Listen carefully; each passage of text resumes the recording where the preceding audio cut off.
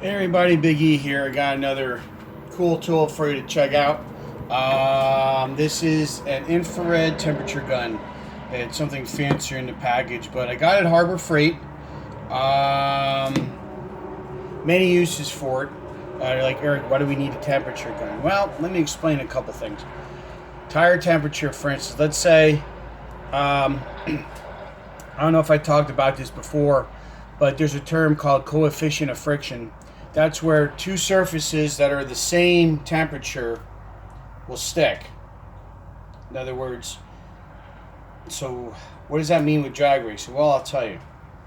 What it means is, let's say the track temperature is 115, okay? And let's say your tire, for sake of argument, is 95 degrees. The tire's going to slip a little bit because they're not the same temperature. You understand there's like a big difference in temperature. As opposed to, and this explains why we do the burnout, when you heat up the tires, the idea of doing the burnout is not because we want to show off and take, 2,000 miles of tread life off our tires. That's not the reason. The real reason is we want to heat up the tires so that way the tires are the same temp, or close to, if not the same temperature as the track. That's why you see readouts for track temperature. And this little dandy thing right here, because you can point that thing, it shoots a dot, a red dot, kind of like a sniper scope, sorta. It does that. So what you can do is you can take a temperature reading on the track surface, take a temperature reading on your tire, and then you'll be able to see, hey, I got this much of a variance in temperature, so I can either have to make my burnout longer, the burnout shorter, or keep it where it's at. So that's something to check out. The other thing is use it for a tuning tool. In that, I'm not sure how this thing would work if you stuck it up a tailpipe to see exhaust temperature. I wouldn't recommend that. I would still recommend getting an exhaust gas temperature gauge, because that's in the stream. That's going to give you more. But what you can do, however, it'll help you diagnose if you have a cylinder that's out or have a miss, which cylinder to do that with. And what we're going to do is I'm going to try and demonstrate that with the turd. We're going to fire it up. And what I'm going to do is I'm going to try and hold the camera here, and the gun, and I'm going to get temperature readings. I'm going to try to get a temperature reading off of all 8 tubes coming off the headers. So what we're going to do is we're going to fire it up, and we're going to see if we can make this happen. All right? Let me try and do a fire up here and spray some starting fluid in her. All right. Now hopefully the camera doesn't fall like last time. Okay, so here we go.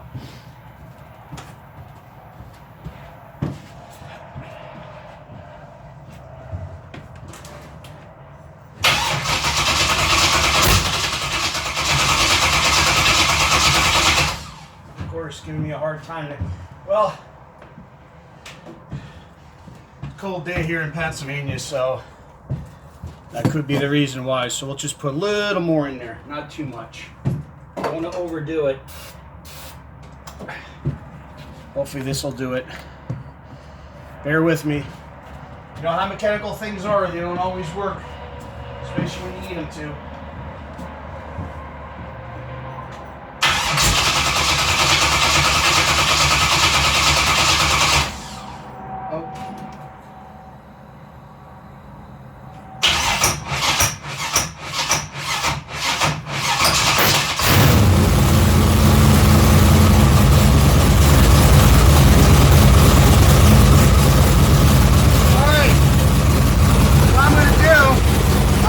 Temperature reading off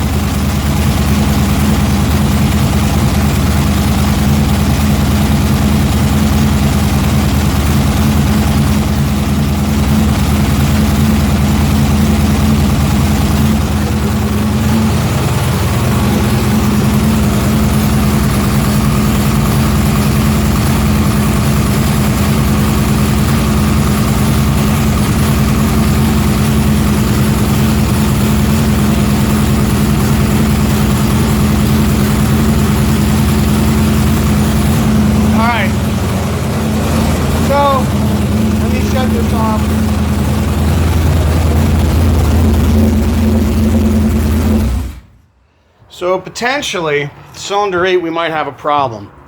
As you saw, the other ones were around like mid 100s, like 170. A couple of them shot up a little higher. But number 8, and the ones that run whatever, they seem like they got hot. I imagine that's probably the actual combustion happening is when you get the spikes in the temperature. I'm gonna have to look at cylinder 8. Seems like there's a problem there. Maybe it's a plug wire, maybe it's a plug I filed out. Hopefully that's what it is, not that it's something internal with a valve or a valve spring. So if I don't find anything like that, I might have to tear into that some more. But anyway, infrared temperature gun. You can use that. It has settings for Celsius and Fahrenheit, whatever unit of measure you want to use, you can.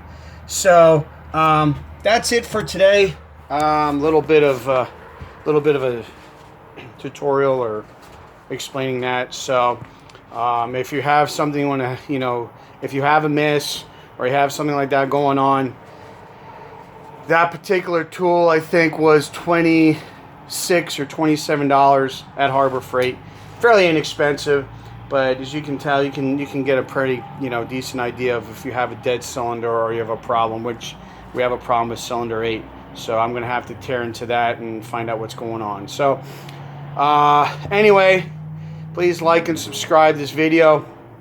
You can check me out on Facebook at Big E's Drag Specialties, Instagram at EricSnyder26, or you can email me at ericsnyder802@gmail.com.